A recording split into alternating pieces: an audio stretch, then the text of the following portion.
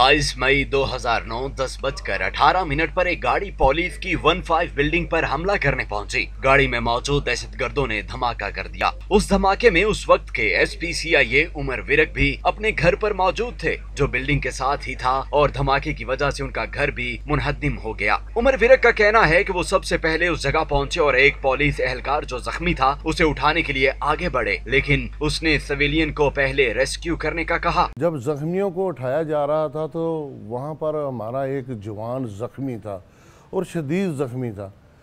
तो जब उसको वो एम्बुलेंस में उठाने लगे तो उसने कहा मुझे रहने दें, मैं पुलिस वाला हूँ। वो साथ वाला सिविलियन है, पहले उसे उठाएं। तो जब वो सिविलियन को उठाया तो बाद में वो शहीद हो गया।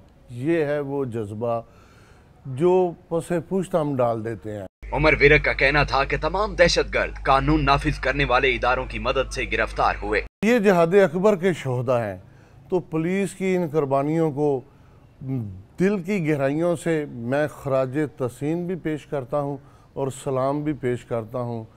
और ये शहादत जो है ये हमारी मंजिल है। यौम शोहदा पर जहां शहीदों को याद करने का दिन है, वहीं ऐसे मुतअद्दिद हमलों के मुल्जिम गिरफ्तार करने वाले उमर विरक की गिरां कदर खिदमात भी तारीख में सुनहरे हुरूफ में लिखी जाएंगी। इरफान मलिक, सिटी 42।